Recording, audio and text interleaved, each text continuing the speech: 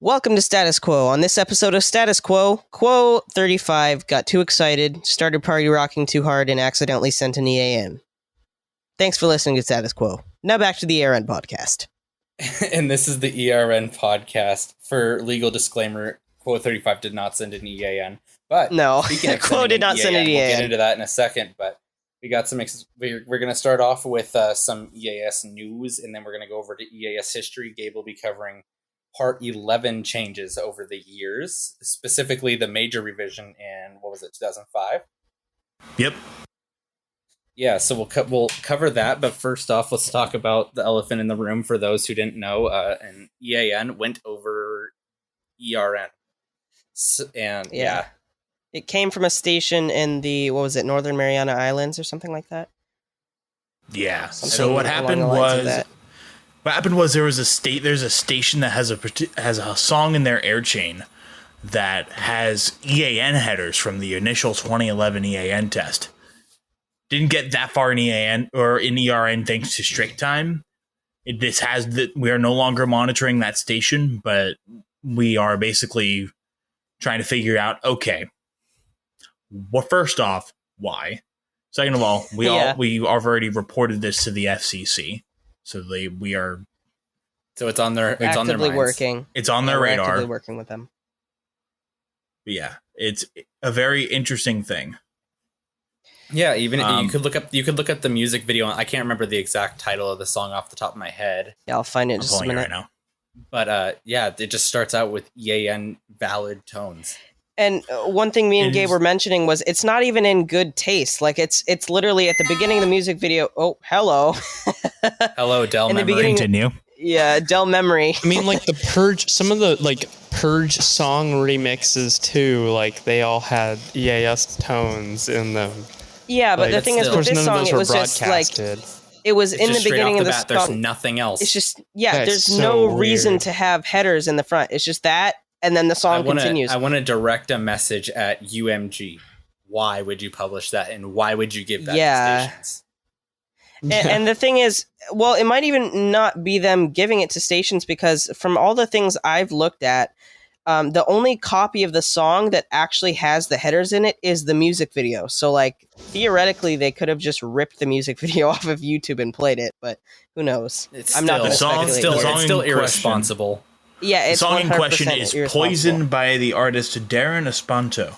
And I would just like to point out that it only has 23,000 likes, comments turned off, and a million views. Yeah. And we're, just for sake of the ERN podcast, since it is aired on some ERN stations, we will not be playing that here and also due to copyright. But yeah, if you're a station, do not add that to your air list unless you have a version without the tones. Yeah. I mean, this just goes to say, if you have a giant list of songs, you better, like, check them or something, because, like, as a broadcaster, you are 100% responsible for whatever goes out on your air chain. And if you activate, like... so the thing I'm glad about is that most likely whoever monitors that station in that local area probably has a Sage, because if they would have had a DASDEC, I'm assuming it would have just gone off, because does DASDEC not care? DASDEC killed it. DASDEC killed also, it? just like anybody who's a producer, just like don't include EAS tones in your music. Yeah, they're not. They don't even sound that good in a music sense. Like, and why would that be considered? Horrible. The whole idea is when the movie Olympus Has Fallen came out, they sued ABC for some crazy amount of money, and you know why they did it? It's not because EAS tones, we don't like them. It's because the reason is. So now whenever somebody hears, they think, The Purge. That's number one thing. Like, The Purge and Olympus Has Fallen completely freaking ruined EAS. The whole point is for it to be scary and not to be desensitized to it. The whole point is for it to be like, oh shit, that's something I should pay attention to. Oh, not like, spooky siren head. So the reason is because those are protected for that very reason. And a lot of producers and things have ruined that. Mm-hmm. Yeah, you mentioned that particular instance. There's another instance I was really familiar with, which was the CBS Young Sheldon incident. For anybody who hasn't seen that actually, I've actually watched it all the way through, and it's pretty interesting. They had included a scene where there was a tornado warning on the TV.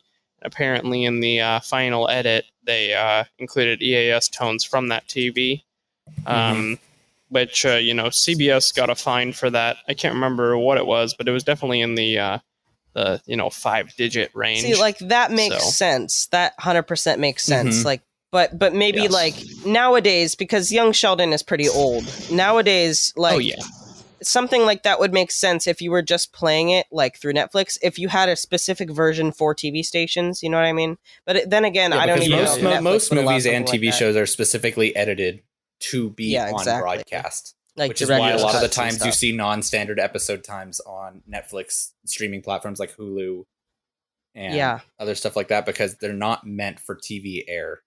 And that's why some of the times whenever you see movies on cable or just regular TV in general, you will see a message at the beginning like, this program has been reformatted and stuff like that, because it's not this program has been reformatted for content restrictions and to fit your 4x3 television. Yeah, and to fit your screen. Yeah. And the little black square in the corner that gives you your rating. Yeah. And the one thing I want to point out, is like, if you're a TV station and you're putting in enough effort to make clean edits of things like that, you could probably put in enough effort to just cut that one scene. Like, come on. But you'd be surprised. And the thing is, I'm gonna take a gander that whoever actually uploaded that to the station probably had no idea that it could set stuff off. So like maybe it's more a thing of like properly educating your staff too. Yeah, especially like your master control, the people that actually broadcast. Like that's one of the main things that master controls are taught to do is EAS and what to do in certain situations. Like exactly, it's a heavy training, because it's so important that your operator knows exactly what to do whenever something happens. Not just know how to use the weekly button. Exactly, yeah. Push DAS button twice. Well, is that actually I've never touched a DAS. Is that actually the procedure to send a weekly? At my last station, actually, I found the EAS handbook, right? Because I was just curious to see what actual stations would put in it, and it literally said send a weekly, push button twice. And then there was like, so I don't know if you guys are familiar with the EAS operation handbook, but you know that one page where it's like what to do if there's like if you're stuck on an alert, like for EAN. Yes. What's the one thing you don't do? Unplug it or anything? Unplug it. Yeah. My station told operators to unplug. Oh my gosh! What? No. Unplug a DAS deck. That's like, if you're stuck. And here's the thing. If you're stuck really on an EAN, you can go in the DAS menu and terminate. Well, you know where you're gonna lose your EOMs. Yeah. Well, the thing is, Cam, you said you can go into the DAS. You know where else you can go for doing that? Federal prison. That's like a huge thing. So, that's why the sage button jumps around when you try to cancel an EAN. So for the DAS deck, the only event that you can abort is an active EAN. So hopefully that changes in the future. Yes, hopefully that does change in the future. Does sage button switch around when you're in an EAN and try to do it? When you try to when you press EAN, it, you have to confirm by pressing and it changes where the button is. And it's never the same twice. Yep. If you self-activate 2 EANs, don't do this, and you terminate one, it will never be in the same spot as the other one. So the yes and no buttons change position? Yep. It's randomized. There's a video on YouTube about it. That's interesting. So it's just a randomizer. Yep. That's cool. And the back to the DAS deck. The thing is about the reason, and for this kind of goes into EAS history because there were actually changes made to EAN, is that the initial design of the EAN, it was designed to be never ending. So the reason why it says what to do in the event of an EAN gone wrong is because most of those encoders will hold on to that for dear life. Yeah, they straight up block. I mean, don't most ENDECs nowadays still do that just in case? They still, of course. Yes, they do. It's still in the procedures. Yes, it is still in the procedures. However, EANs are pretty much most of the time they're treated like a standard national message. Just happens to be live relayed. Yeah. Depends on and that's why it makes more sense nowadays. And that's why it makes more sense nowadays for an EAN to be iPause relayed, because most likely nowadays it would be pre-recorded anyways. Yes, correct. Yeah. It is faster for them to pre-record a message and send it over CAP than it would be to get the president over to a broadcasting station and activate the entire PEP network. Yeah. Not to mention just the delay time to activate everyone. I mean, PEP is still very useful. Like, yes, PEP is still there, and that's still the prime. Not to say iPause is taking over. This is still the primary thing. I wouldn't. I wouldn't even say like PEP is the backup. I would say PEP is still PEP at least for totally time being. Primary. It's the primary entry point. I mean, how long are we expected? Like, how do we know the time it would take for the president to get to a station to do that? It's like 10 minutes. I'm pretty sure you can. I'm pretty sure you can. I'm pretty sure there's a way to activate it in the White House. The official guidelines in Part 11 that kind of explain what EAN is designed to allow the president to make an address to the nation within 10 minutes of issuance. And that's the maximum time, right? I think the idea would be like, wasn't it like you activate it and then which would be like 10 to 20. Yeah, because you have to wait for that tone to activate on everything. Yep, because then it's totally live relay. There's no delay. Would the president be talking himself, or would he have like a person? It's either a representative of the president or the president.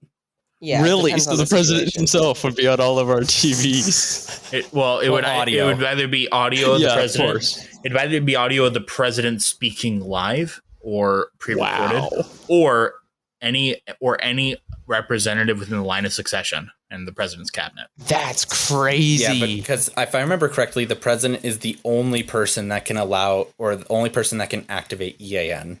that's actually incorrect. My fellow Americans, if you can hear this, I am sitting in a bunker somewhere in the Middle East. No, it is the president and the administrator of FEMA. Okay, that would make sense. Oh, really? EANs are issued by the president under an executive order to FEMA to originate the message. Because FEMA has the control over it. But FEMA has to verify, or okay, it's just like any nuclear launch code. Yeah. Yeah, of course, duh. That's true. I'm sure there's a whole procedure behind that to verify and everything. Yep. Yeah. I'm sure it's very similar to the nuclear launch. Yeah. And doesn't the nuclear launch one have something to do with like rolling code or whatever? I actually know about that. Yeah, footballs, and so there's a golden card involved, and then there's the football, and then there's the cipher codes that are actually transmitted over radio to the bunkers and the silos, and then that has its whole system. Yeah. If you're actually interested in looking into that, go and look at the Titan II missile silo videos of the ones in Arizona. That one in Arizona, they'll explain how the whole order goes, and it's really informative. And if you want, hey Cam, how does it feel to be sitting in one of the most nuclear states? Actually, not bad at all. Great Falls was way worse, but KRTV actually did a great story. How's that radiation tasting for you, bud?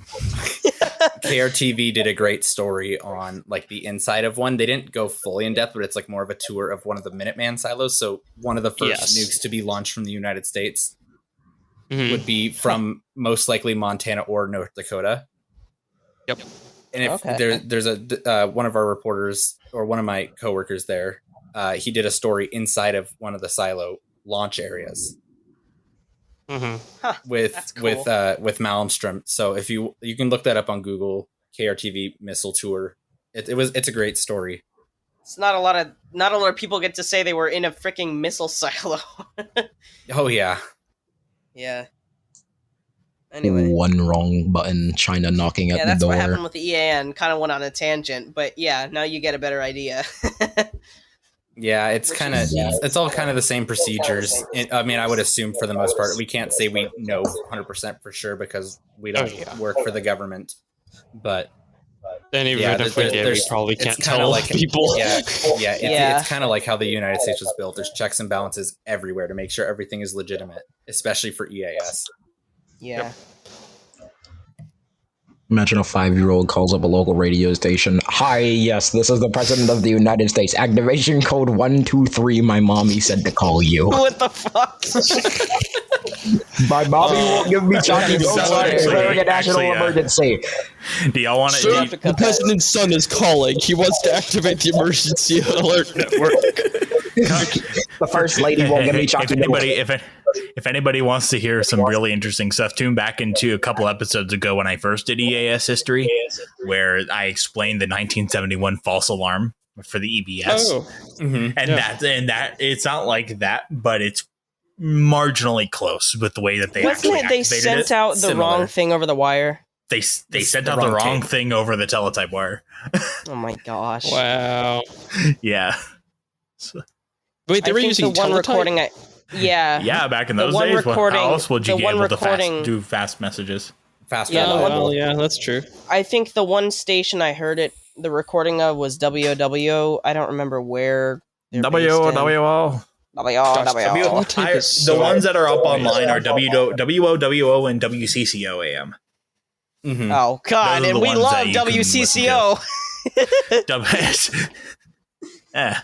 WCCO has a lovely, lovely, interesting thing with EANs. Let's just say that. Yeah. I'll explain that later. Also, I will be touching on that. Yep. So, yeah, EAN went over ERN. It died really fast, like we were mentioning. It died right as someone decoded it, basically. The only system it didn't go past was our coordinated hub. But that's because it's meant to relay everything. Yeah, correct. Chirp relays everything. So it went through Chirp, Calt, and then for some reason it went through B, but I think the reason is because B's strict time is broken, so that could be turned off. And of course it went to me because I'm a Chirp monitor. And but my Cam's dad's Dazdak like, just said nope. It's like nah. It literally fam. treated it like any old alert. Like it was like nah, fam. No, I read it and it said National Alert EAN, and then it said non-valid EAN. Yeah. Time is too far off. This is an emergency action notification message. All stations, all broadcast stations will relay this emergency action notification message. And speaking of EAS history, I can touch on 2005. I'm going to touch on the Part 11 changes in 2005, which weren't that very much, but I'll be right back. It's still significant. They added some codes that we all know and love today in there. Then I'm going to talk about the 2011 EAN test. Yeah, I'd be down to talk about that. That's a fun I have one. one thing I'd like to touch on as well before the 2011 EAN test. Didn't Alaska do a smaller scale EAN test at one point? Yes, they did. Yeah, we'll talk about that as well. They did do a smaller EAN test that was successful. Wait, so I have a question. I've never heard any recordings of it or anything. Gotcha. So I have a question. For Alaska, since they are so far off from the rest of mainland United States, how do they get EAN? Satellite. What do you mean? Like they have monitor a satellite receiver. They monitor via satellite. Oh, think of it as a PEP getting shot up into it. Same thing with Hawaii. Mm-hmm. Wait, that's how their PAPs work? Yep. Mm-hmm. Because satellite is reliable. Mm-hmm. Because the only way to interfere with satellite is either the ground station or the actual satellite. Yeah, anything. And if there's something going after the ground station and you haven't sent out something, that's already an issue. Yeah. So it's reliable enough to be able to get an alert out, but if something's happened to it beforehand, yes, it would disconnect it from the rest of the country.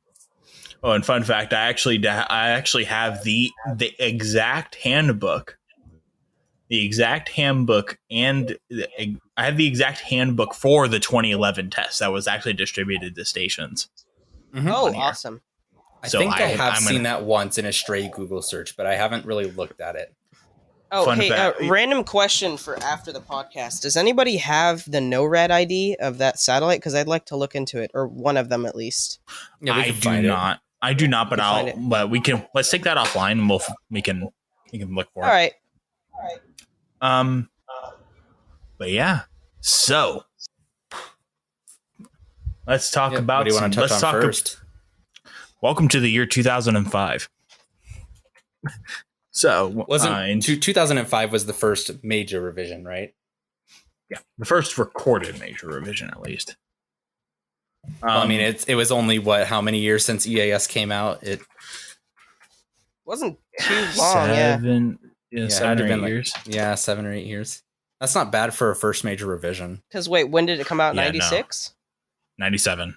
97. It was adopted on January 1st, 1997. Okay, that makes sense. Yeah. And what did they do revision-wise to it? So, what they did is that they added a bunch of event codes. Oh.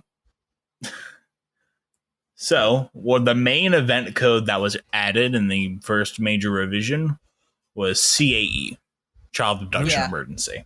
Also known to literally everyone that's not in the EAS community as Amber Alert. Amber Alert, or that really weird phone beepy thing. Yeah. The thing that most people turn off. Yeah. But yeah, what were the other event codes that were added? I had my list earlier, and I immediately lost it. Did that happen to add the blue code as well, or was that later? Blue was added in 2012 to 2014. I think it was 2014 that it was actually brought in. Which is honestly, in my opinion, blue is useless because you have law enforcement. Yeah, warning. You have law enforcement warning, local area emergency, civil danger warning. We have one thing to credit blue for. Blue, the only thing I can credit blue for is for the fact that some of the stations were forced to upgrade from TFTs so that, they could, and most of them probably upgraded to a Sage. Or a DASDEC. Yeah. Which is, I love the TFT, but those are probably the more reliable options right now. So, are you guys ready for the list of event codes? Yeah, go ahead. TFT, Avalanche watch, avalanche warning, child abduction emergency, civil danger warning, coastal flood watch, coastal flood warning, dust storm warning, earthquake warning, fire warning, hazardous materials warning, local area emergency, law enforcement warning, network and message notification, nuclear power plant warning, radiological hazard warning, special marine warning, shelter in place warning, 911 telephone outage emergency, tornado watch, tropical storm watch, tropical storm warning, volcano warning, and then the unrecognized codes. But what about civil danger watch? Civil danger is forecasted to occur in this area. Oh my gosh. And then blue alert. You said that when suspicious people are inbound. And then blue alert, extreme wind warning, storm surge watch, and storm surge warning were officially amended in 2017. But it was introduced in Civil Ranger Watch means that conditions are favorable for the development. I have yet to ever see an extreme wind warning anywhere. Like, I know we've relayed them before, but I've never caught one. I think in the Great Falls WFO area, I think they issued one. But I think that was for the Rocky Mountain front where, like, literally all the wind happens. What is the criteria for that? Wind's fucking extreme, man. I cannot remember off the top of my head, but I know that they continue to use high wind warning up until like 100 miles an hour. Jesus Christ! And you do not want to be there. And they don't tone them. They don't tone high wind warnings? Great Falls tones literally nothing. Oh my god! The only alerts I've ever received off of WXJ43, which is the closest to the Great Falls office, is CAE, TOR, TOA, SVR, SVA, of course, FFW, and FFA. I haven't gotten anything else. No winter storm warnings, no winter storm watches, no high wind warnings, no high wind watches, no flood warnings, no flood watches. Fun fact, Miami decided... No, they don't even... Oh, also, they don't even tone blizzard warnings. My gosh. I think it's the same for Missoula's area, too. Fun fact, Miami decided that anything issued by the WPC, flood-wise, they'll issue it as an FFA, So if there's a flood watch, it's a flash flood watch now. So oh god, it's ridiculous. It's dumb. It's because I think the whole flood, a couple offices decided they didn't want to do flood products anymore, or tone them at least. So they just moved to flash. Yeah, I know, right? It's like one of the dumbest things I've ever heard. Gabe, was flood flood products in there from the very beginning, like flood warning and flood watch? Yes. It was? Okay. That's surprising, actually. So Marley, Yeah. I found what you were looking for on the extreme wind warning. So by definition, an extreme wind warning is EAS issued. history, if you will, Gabe. Marley Lawson was talking. Oh shit! An extreme wind warning is issued when surface winds of 100 knots or 115 miles per hour or greater are associated with non-convective winds, a derecho, or hurricane winds. Okay. So 115 is the line. Yeah. So I think you meant 100 knots, not 100 miles per hour. Mm-hmm. Gotcha. Well, that is what an extreme wind warning is. All right. So that's pretty much all of those changes. There is a proposal that was issued in 2007 that it had a very interesting thing where that's when CAP was starting to first get implemented. That was when they first started tossing around the ideas of like, I wonder if we should use this newfangled internet thing and do that. So I'll cover that when we get to the actual index of now, because we don't really have many index of now. We have Sage, the DASDEC, and the EasyCap, and then we don't talk about the GR. No one ever talks about the GR. We do not talk about the Holly-EAN or the GR in these parts. So that being said, let's talk about the 2011 test. Yeah, Marley, wasn't there something you wanted to touch on beforehand? Yeah, the Alaska test actually kind of surprised me with that, the whole satellite thing. I mean, it makes sense to me. I just would have thought they would have had a ground-based PEP. I mean, do they, or is it just all satellite? Like, is it Premier or? Well, I don't know if it's Premier or not, but it's either one of two things. They probably just have it. They're probably either satellite and phone line. That's the only thing I can really. Yeah, I know there's a couple of Missoula stations that use Premier. Yeah. And any iHeart station has a Premier satellite. Mm-hmm. Do they actually? All iHeart stations? Yeah, you want to know why? Why? Premier is an iHeart radio company. You know, that would make sense, wouldn't it? That's how all their syndicated content comes through. Yeah, true. Huh. That's nice, I guess. Maybe I should monitor an iHeart station. But yeah, so the Alaska test, they tested that locally, and that would make sense, of course, because it wouldn't leak into anything else, of course. And when did they do that again? Like, year? 2009, 2010, or something like that. Okay, that makes sense. Or hell, maybe even early 2011. Yeah, I don't know if there's any recordings of it, but that was pretty successful, actually. It sounded decent. Sounded like your average MPT without WCCO. Yeah. So, welcome to 2011. I know, we rushed over a good 6 years, so hope you all didn't get no whiplash. So for the 2011 test, a copy of the EAS handbook was specifically designed for the EAN test. I actually have that pulled up right here. Funnily enough, this handbook will supersede all other EAS handbooks only during the operation of the nationwide EAS test on November 9th, 2011.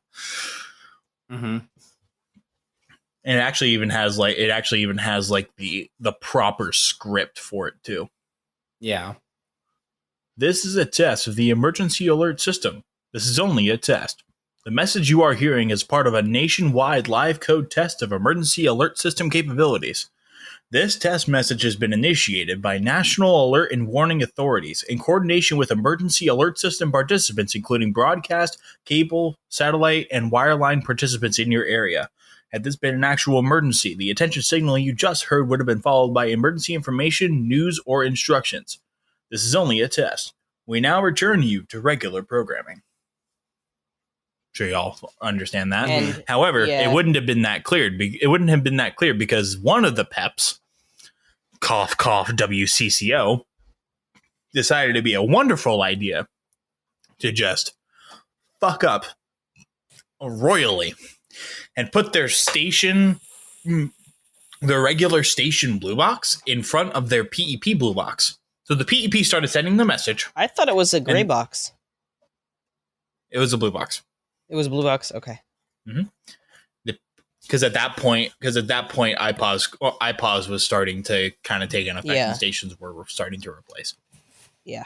So the PEP ENDEC received the EAN and started sending. Then from there, the PEP ENDEC being monitored directly by the main station ENDEC for whatever reason, right? Mm-hmm. And the way that the air chain worked was that they had their program audio go through the PEP ENDEC to their main ENDEC and then out to the transmitter. So it went through their PEP ENDEC, cut off their program audio, so it's relaying EAS. Then, after that, after a couple seconds after the attention tone ended on the PEP ENDEC, the main ENDEC started relaying the alert from the PEP ENDEC and started sending its own set of headers and cut it off. Which is why if you listen to recordings, you'll hear the echo with new headers. You'll hear the echo with new headers, and it became a feedback loop. And I'm pretty sure I think that set easies off twice, didn't it? Oh yeah. There was a video that I unfortunately the frickin' video is no longer on YouTube for some reason, but it was a video of a FiOS customer who got the message, right? And this one had and it was, of course, it was an Easy Plus, and it said had the national EAS test CGen message over it. Yeah.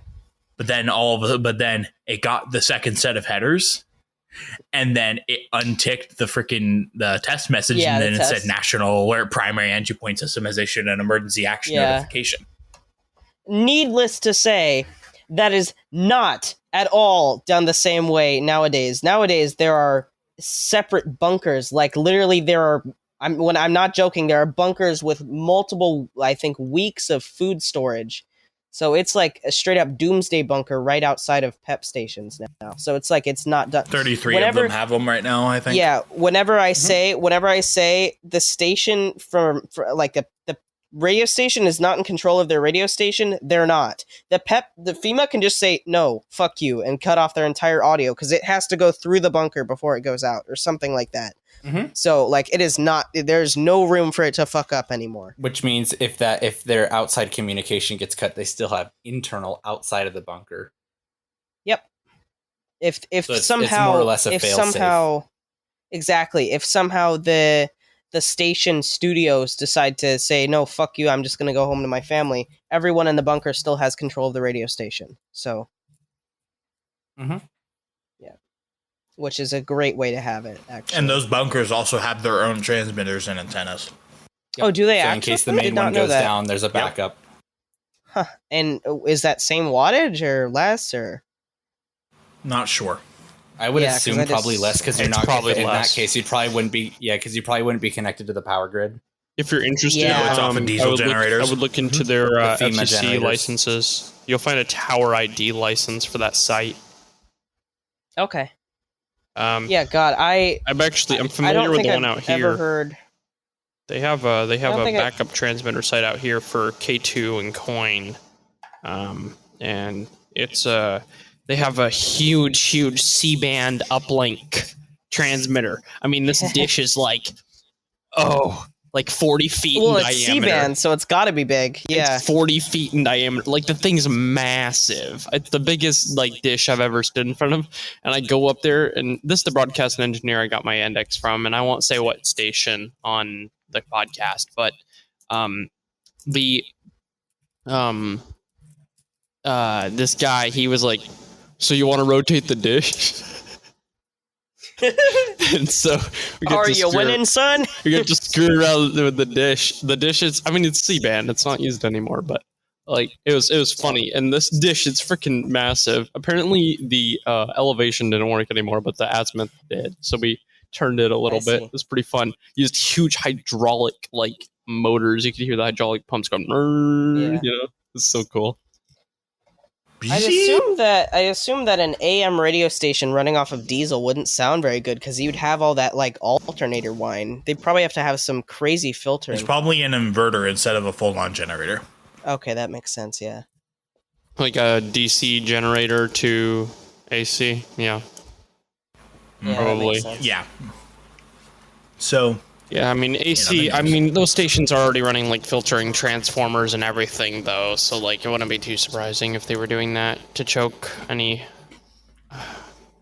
you know. Something that's pretty cool is that,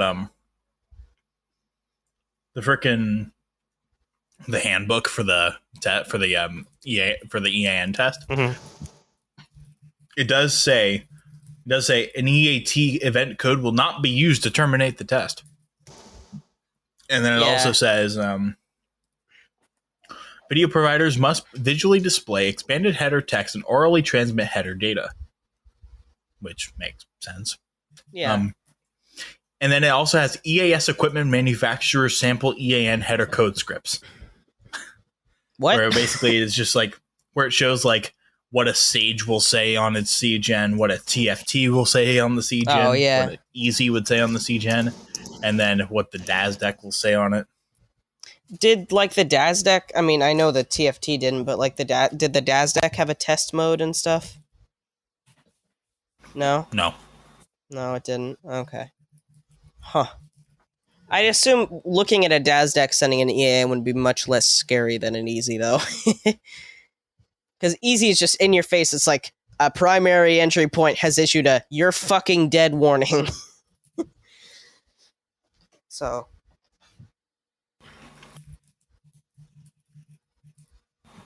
the DAS deck's over here like, the National Primary EAS System has issued a National Emergency Action Notification. Yeah, isn't that what it says on the translation? Yeah. It's so dumb. Like, I mean, it's cool and all, but like, I don't like the ability to do that with the DAS deck. I mean, it's cool and all, but like Comcast is really annoying because it says Comcast has issued a, and it's like they gotta slap their branding on it. It's literally EAS. It's not a thing you should brand. I don't know. Is that even allowed under Part 11? Because don't you have to show? It's allowed? That's okay. Crazy. Well, is it because you're changing it? You're changing the translation. Well, it's because it's an EAS participant. If it was an NWR warning, then you wouldn't. Yeah, that makes a lot more sense. It's interesting though, because like there was obviously ties with Trilithic and Comcast with their licensing features. So it really does make me wonder. The Comcast, whenever the Comcast issued a thing was freaking it happened post DAS deck. Yes, like when they were starting to use their DASs. Yeah. Mm-hmm. I wonder if they upgrade to the latest DAS revision. The newest DAS box. I wonder if they're gonna follow through with transferring that over too. Would be interesting. Speaking of the latest DAS box, the DAS Deck 3, I got more information on that. Oh yes. So units will be shipping out the end of July. And I will be buying one. I wish. And Digital Alert Systems has told me that after they ship out all their pre-orders, they will have review units available. Ooh. And they are considering giving ERN a DAS Deck 3 for review. Damn. Imagine that. So more on that in the future, but that'll be cool. If we do, we will have foamers a full episode. Need a box. Yeah, not sponsored in any way, shape, or form by Digital Alert Systems, but if but provided we get a review unit, we love you. Please give us one. Please note that Digital Alert Systems has provided this unit. We are not sponsored by Digital Alert Systems, and all opinions herein do not represent Digital Alert Systems, and it is the reviewer's opinion and impressions that will be presented here. Yeah. Yeah. What he said. Legal mumbo jumbo.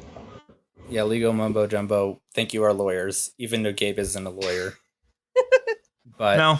yeah, This has been another disclaimer. Yeah, we're excited for the DASDEC 3. So we'll keep you guys all updated on that. No, just wait till the DASDEC 4 comes out. I'm just screwing around. Like going back a couple episodes, isn't this the closest the EAS community has gotten to partnering with an actual actual manufacturer? I would believe so. I mean, Sage has been pretty good, but, like, no partner stuff, like. Yeah, no, like, provided units or anything. But if Sage wants to change that, you can call me.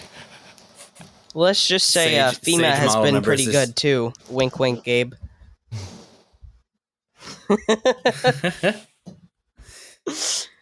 Bruh. Yeah. No, companies love us. Yeah, totally. Not. Except for Gorman Redlick. Gorman Redlick does not like us.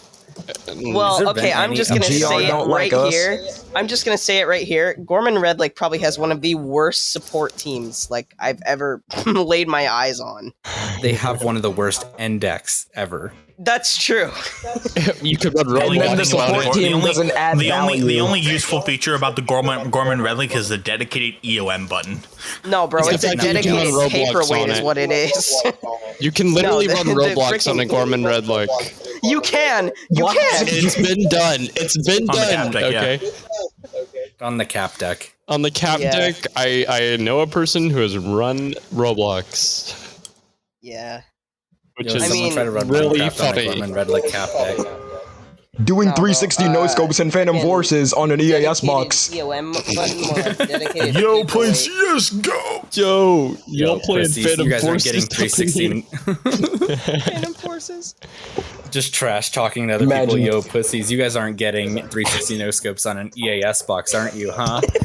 Oh God. You're not getting 360 no scopes. Check this KD With a knife. On the freaking. Just wait till I get this RD box out. Hold on. Let me start playing CS:GO on my freaking Chiron character generator. Yeah, bro. The thing is, though, that's completely possible. I know because they run Windows. Do you know that there's... Wait, do they actually? Do they? You're yeah, the Shy TVs. Yeah, they do. So I actually know of another device that runs Windows that you wouldn't actually believe.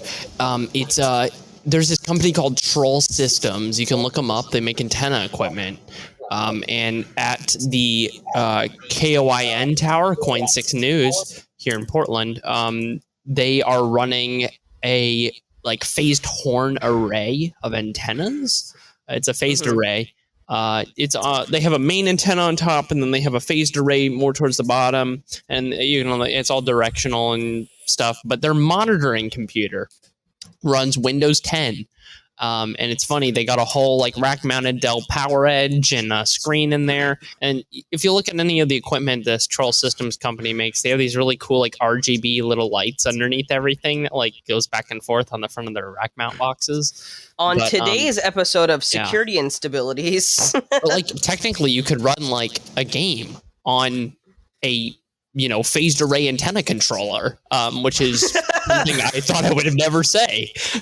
Hey guys, I'm sitting here casually running freaking Roblox on my ham radio repeater controller. Excuse me as I go up to Coin News' tower to run Roblox and their phased array antenna distribution system. Hey Evan, I thought you were I thought you were gonna say the computer was running Windows NT 3.1 or something. Windows, you want to know how I know it's running Windows 10? Is because the login screen is always displayed. Always. Okay. Yeah. Because of RDP. I mean, that's actually surprising. I've actually seen it unlocked before, and the dashboard's really cool. It shows you the SWR levels of all the antennas, coolant levels. It's super cool. It's a whole PLC style dashboard. Huh. Yeah. So let me tell you about the Chiron. So Gabe was talking about the Shy TV. I know about the newest revision of the Chiron system, the Prime. Chiron, partner with us, please.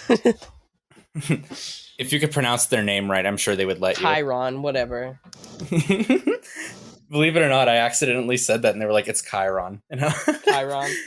Yeah, because I had to call them one time for news ticker support. But so they actually Chiron corrected Prime, you. Yeah. Oh my gosh, I've always thought it was Chiron. Also, but no, it's Chiron. It's Chiron. But you heard it here, folks. But so the server itself is like 2U, and it has, I believe it's a Quadro. I can't remember exactly what model Quadro is, but it also has. Probably like an A6000. That's what I'm thinking. But it also, speaking of Quadros, the weather system at the station I used to work at runs a Quadro. Quadros are RTX. actually really good. They run an RTX Quadro in a weather system for a 1080i stream. That's confusing. But anyway, so back to the Chiron unit. So it's 2U. It has a Quadro in it. I believe it had like 64 gigs of RAM. What? And it also had it was running Windows Server 2019, of course. And I believe it was, I can't remember the exact CPU, but I knew it like surprised me when I actually saw it. It's a pretty ballin' system for a character generator. But I guess when you're doing stuff like that, you don't want any lag or anything, especially when you don't want anything that to Chiron drop. asks. Yeah, because it's for real-time graphics and shit. Like, people want to put their graphics packages on here, and they want it to be generated in real time. Nah, bro, fuck your Xbox. That's why they're so expensive. Yeah, you're not paying for a glorified picture viewer. You're literally paying for a real-time generator. Yeah, so you could literally probably run any Minecraft or Roblox, or you could probably even play Crisis on this thing. But can it run Minesweeper? Can it run 3D Space Cadet Pinball? Oh, that took me back. Oh my gosh. Oh, I used to play that all the time as a kid. Yo, when can we play Minesweeper and 3D Space Cadet Pinball on the cap deck? DazDeck runs a Minecraft server. I mean, theoretically, it probably could, but it wouldn't be in dependency. Hey guys, I'm gonna stream EAN Cap to my DazDeck and use it as an IceCast server. Oh my god! Wait, didn't you already use your router as an IceCast server or something? No, I use my router as an Asterisk phone system. Oh yeah. Oh my gosh. That's great. Now get the fuck out of here. If anybody doesn't know what we're referring to, that's an actual preset on the Asterisk phone system. That's free PBX. Recorded voice responses. Free PBX, yeah, that's one of the... Asterisk. A free PBX uses the Asterisk default voice back. Okay. My gosh. That's like one of the default things. Yeah, they actually there's some really funny ones. They shipped on today's episode of on today's episode of EAN, commercial versions have these sound files. Think about that. Oh my gosh. If you're talking about the chillest company in the world, there you go. Yep. Yeah. Now get the fuck out of here. That's great. That's great. That's great. Now get the fuck out of here, sweetie. Now get the. Get the attention. No, that's better. That's great. Now get the fuck out of here. Needs to be an attention tone. Yeah. Oh well. But like a really butchered one. Mm-hmm. It's lower the pitch by like -50. So Gabe, since we have a little bit of extra time, do you want to start getting into the digital encoders, or? Yeah, sure. Why not? So, out of the 3 primary digital encoders that we have, 2 of them are actually capable of running in Canada. 2 of them are actually capable of running. Wait, if you're talking about later. The Sage, I don't think that's correct because there's a separate one, 4644. There is a separate one, but that's designed to run with 4 stations. The 3644, the 3644 can run Canadian cap. Can? I know this because I've done it. Huh. I've done custom Canadian cap on my Sage. And doesn't play the tone? It doesn't play the Canadian attention tone because that's used as NV lead-in. For reference, Gabe got a tax refund and bought a Sage Digital brand new. Oh yeah, that happened February 2021. Oh yeah. Hey. Speaking so of what was the first digital ENDEC to come out, or was it was it pretty close? The DASDEC 1. Because that came out pretty early, didn't it? It's either the DASDEC 1 or the one that nobody knows about, which is the MTS System 3000D, which is like a Windows 7 box. Only heard of that like once. Nobody really knows anything about it, and I haven't still hasn't seen any pictures of it. No. Huh. Probably because nobody bought it. Yeah. So do we want to talk about DASDEC? Yeah, we can talk about the DASDEC 1. So the DASDEC 1 is a shitty fucking computer. Yeah, and so for reference, it was basically what was Hall EAN turned into Monroe Electronics, which produced the DASDEC. Correct. So the DASDEC is an x86 based Linux computer that runs a variant of Red Hat Enterprise Linux called CentOS. Actually, the later revisions run CentOS. The revision that we're referring to here runs Fedora version 10. Mm-hmm. And for context, the current version of Fedora is 36. So you can tell how very old that is. Well, to be fair, though, that was also how many years ago? Yeah, it was 2004, 2005, maybe as late as 2006. That time range.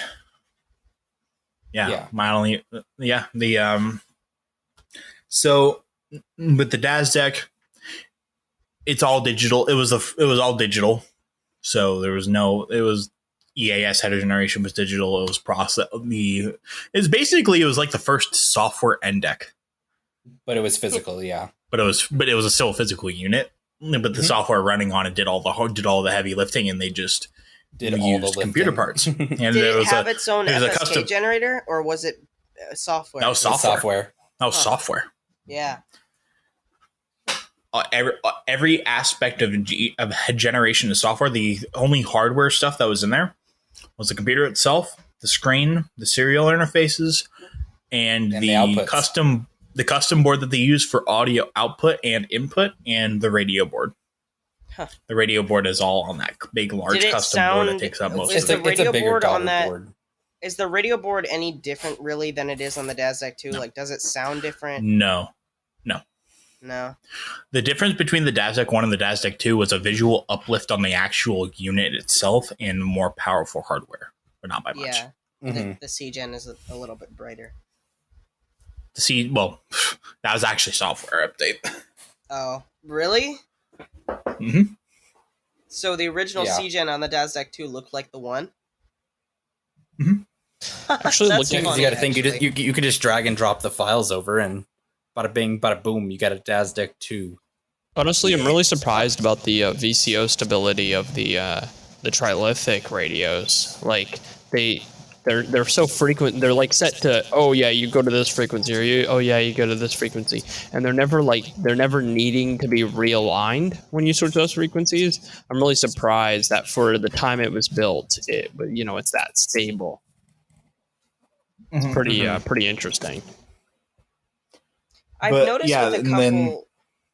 I was just saying. I've noticed I've noticed a lot of better radios don't do this, but with a lot of my crappy radios, like if the radio station decides it wants to play like a really bassy sound, the carrier actually moves a bit, it wobbles, and some of the radios clip doing that, but none of the EAS radios do that. So I'd assume it probably is not VCO stability, but that's just the frequency modulation, because the lower frequencies carry more energy.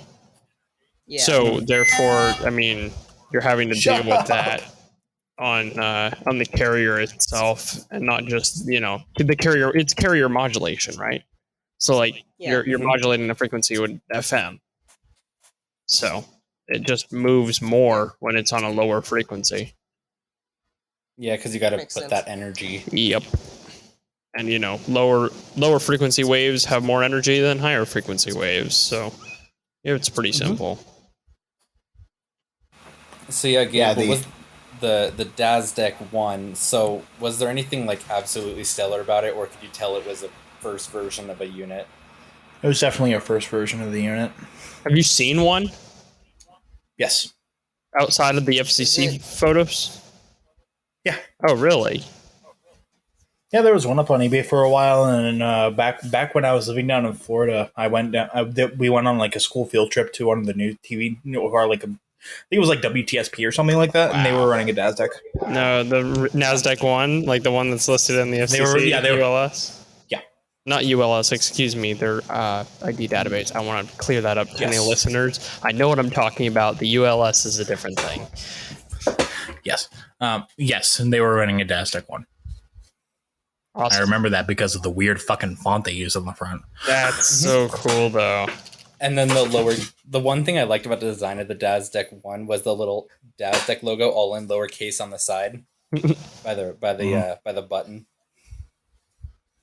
I don't know. It's just one of those small attention to details that just look nice. But yeah, the second thing is what we already mentioned was the Sage Digital ENDEC. The blue box. Sage Digital, the blue box, the most common digital ENDEC in the EAS. If you've heard something on the radio with EAS, you've most definitely probably. It was 99% chance it was a digital. Yeah, it's. I mean, it kind of depends on. Crazy. I guess it can kind of depend on like what market you're looking at. If you're looking at radio and television, I guess. If you're in Florida, television is DASDEC. If you're in Florida and you're listening to the radio, radio is Sage. Blue box, yeah. So just because not to say that TV stations don't use blue boxes. ARPBS uses a blue box. Yeah, it's just it's more Cairo common. Up here they use a blue box. You're just more likely to see a DASDEC in a TV station. Wait, so Cairo uses a blue box. What other station do they run from that control point? Because they have a video of one of the tests. Yeah, Cairo, because they have a video of one of their tests, and they have 2 ENDEC units. I think they're running 2 stations from their central control room. They are. What's the other station? Is it a translator No, it's their Telemundo sub channel. They have. Oh, okay. Because they have 2 Beta Brights also. Yep. Yeah, it's cool. Yeah. So, anyways, back to the technical side of the blue box. Blue box and the Sage are pretty similar. Actually, that was actually intended to be that way. The interface of the blue box is specifically designed so that those who are coming from a gray box, the interface is pretty much exactly the same, and you don't really have to retrain any of your operators. That was one of the cool things. The only thing you really needed to keep an eye out for is the lights change position from vertical to horizontal, which is easy to get used to because they're still labeled. Yes, they are still labeled. That's besides the point, though. Sage's Digital ENDEC runs an embedded ARM-based Linux computer that controls most of its CAP capabilities, and it also controls an FPGA that simulates or emulates a 1822, and then data is carried between them. What do you mean, not very well? Because even though it emulates an 1820, oh, you're talking about serial. Sorry, I thought you were talking about the wait, no, I don't think that's what Gabe was talking about either. No, never mind. So the FPGA think of it as basically like a cap deck connected into an 1822. That makes sense. Okay, modified 1822 I thought you were talking firmware. about like the physical FSK generator. That's why I was saying it doesn't emulate it very well. Okay, never mind. No, go ahead. No, I'm referring to the actual handling and processing of the alerts as well. So it's basically a Linux computer talking over serial to the FPGA, and then the FPGA handles the alert ingest as if it were like an over-the-air alert. I actually never knew that. Was the digital software generation too, or is that still it's still a hardware FSK generator. Okay. If you look at the main board, it still has a lot of the same chips as the 1822 does. So I guess that's one of the things that set it apart from DAS, that it still has the physical generation. So I guess it's less likely to same thing with the fail. EasyCap too. Yeah, so I guess DAS is the odd one out. If you physically disconnected the ARM computer from power and just straight up sent an alert into it over the ports, would the FPGA still handle it and send it? Do you think? No. No. It's not a standalone IC. It's not analog. Yeah. I mean, that was the thing with the digital processing. It's all digital. It's a digital emulation of PG. Yeah. And then, but yeah, the Sage Digital is rock solid. I haven't had any issues with mine. Unlike completely my DAS analog, deck, which is currently sitting up on my shelf, which is awesome. Well, there is more issues to your DAS deck than just that, though. True. I guess you had a lot of issues to start out with. I mean, it was on eBay for a reason. That's true. Hey, that's not true though, because I got my DAS deck off of. That's true. That's true. Off of eBay on a stellar deal, never was used, and it works perfect. Yeah, no, Cam's DAS deck is actually very reliable. It's actually I've only ever had one issue, and that was my fault because of how I changed the setting. And even then, that was today. I accidentally locked myself out of the web interface because I turned on HTTPS only mode. But apparently Mac hates that because it's not signed by an authority. Got it. It's digitally signed by the DAS deck itself, and it shows that it's invalid because there's too many bits. So my Mac or my iPhone just will not open it. You can't even override. Well, I mean, that might put a stand to say that Mac security is bulletproof. For the most part. Yeah. For the most part. There's always going to be a way to slip through the cracks, but for the most part, Mac is single user mode mount drive is read write RM-RF root. Yeah. Yeah. So, do we want to touch on anything else on this Sage, or? No, I was going to go over to the EasyCap, or should I say the EasyCap server? So, for those, the history of the EasyCap was interesting. The EasyCap didn't actually get a physical unit until post 2011 EAN test. And one of the reasons why is because Trilithic was smart.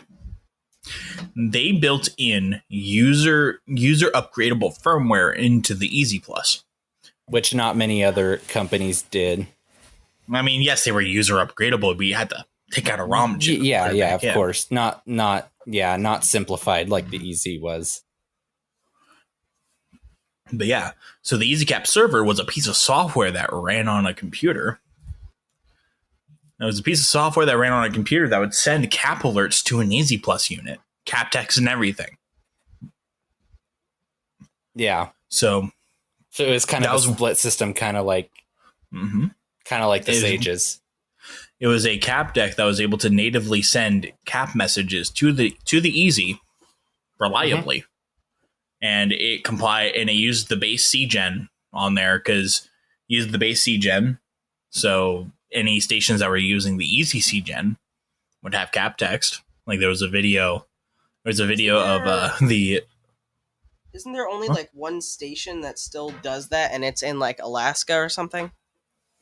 I'm not sure, but there's actually there was a video of an Easy Plus relaying at iPause Weekly. Yep. Yeah, that was hilarious. Where was that on? Is it still the black screen, or did it switch over to the Easy? Yeah. It was an actual Easy relay.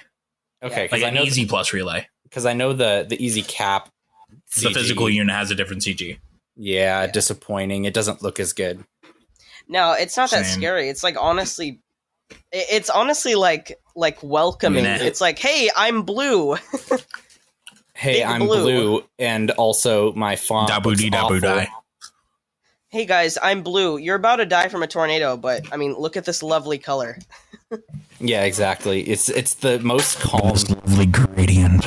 Yeah, it's the most calm CGen I've ever seen, but that's not a good thing. You don't want it to be calming. Yeah, whereas with the Easy Cast, they really did it well, because they're like, hey, here's a tornado warning. By the way, you're about to fucking die. And it's also, like, you need to go. To change your pants. Yeah. You need to change your pants because holy crap, the easy headers will scare the shit out of you. Yeah. If you're not listening. Because, we all have that one cable system that just cranks the easy up to maximum fucking volume and just goes yeah, and they do it just to make sure that it gets over. Like, yes, we can hear it. Yeah. The thing is, though, if you go too loud, it's not going to be decodable because you're peaking.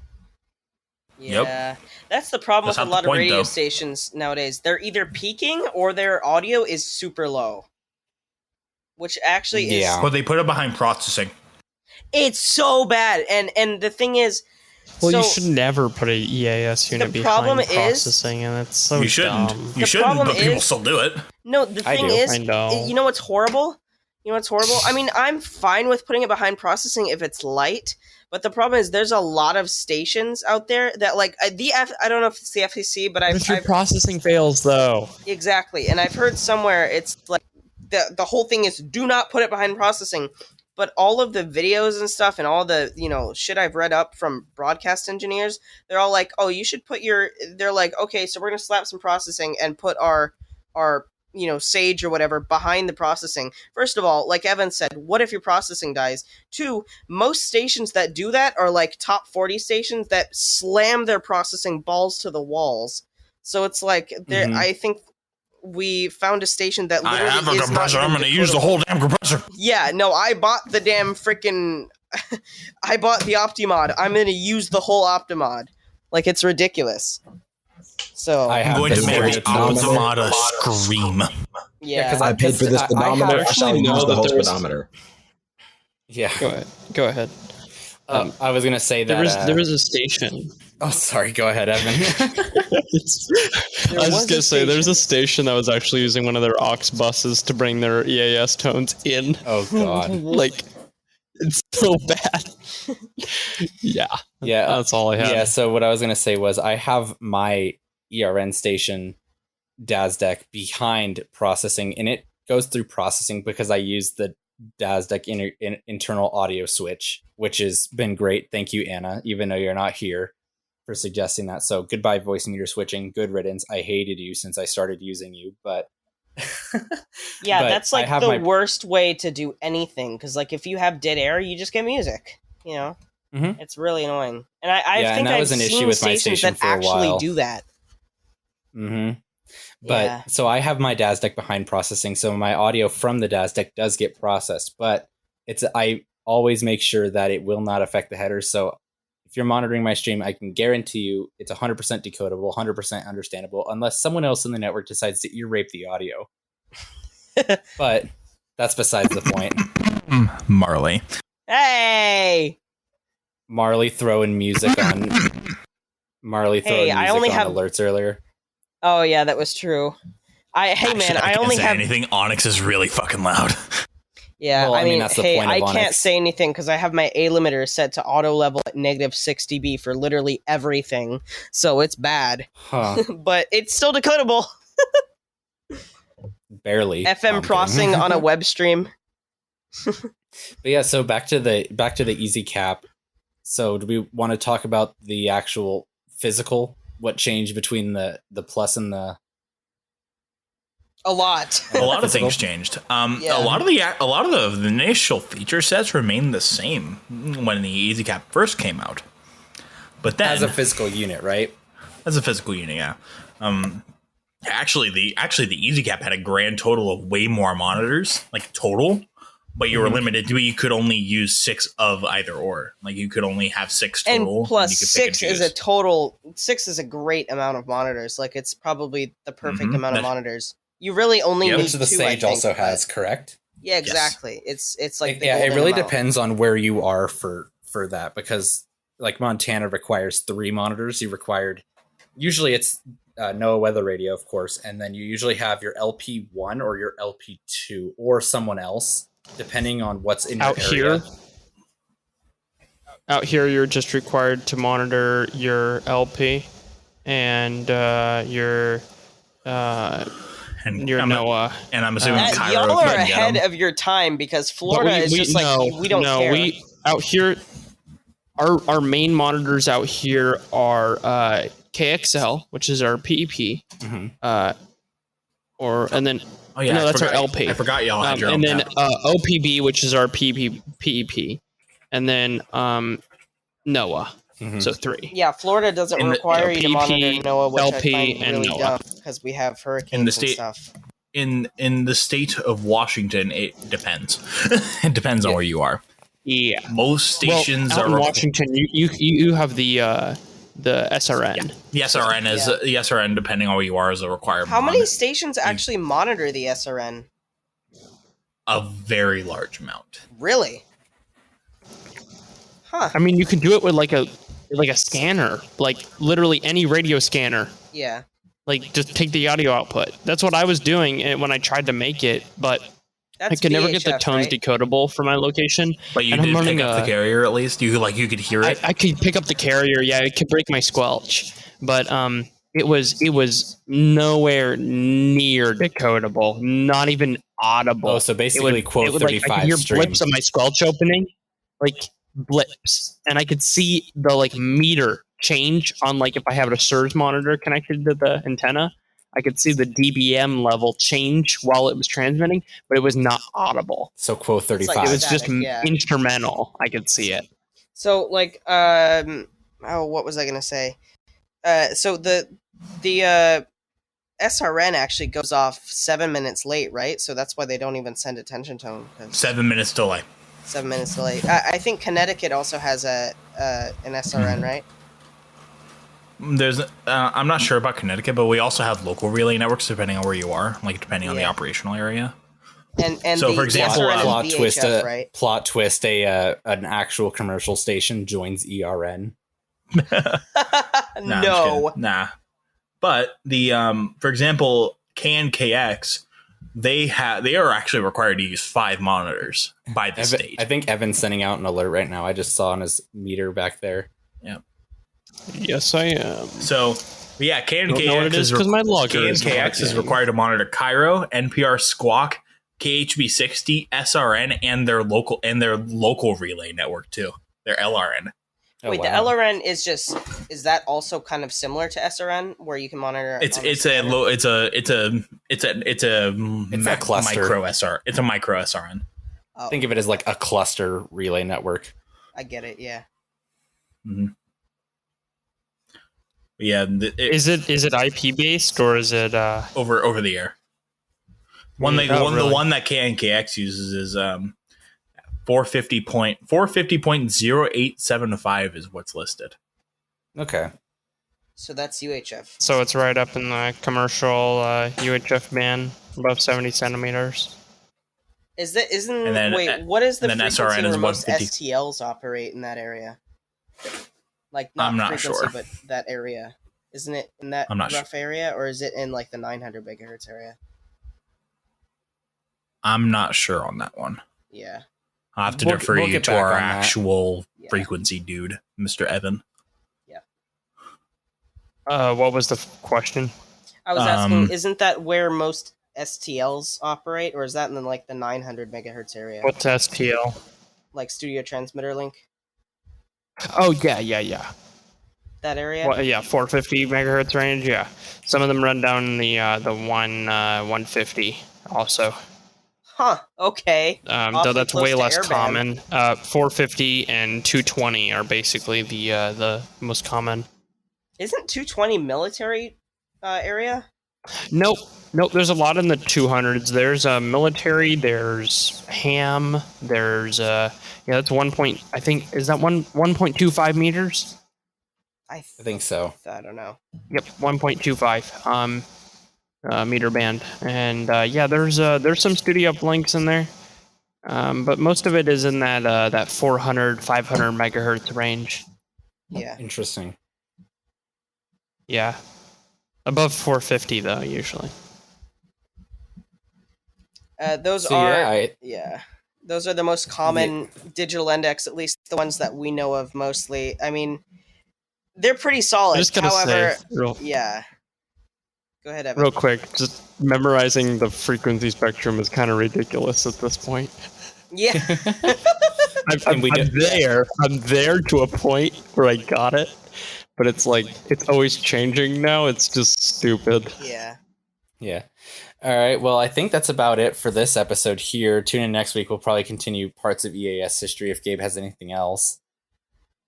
Just kind of go. I think what we have left right now is just modern and NP, like everything from the first NPT to now.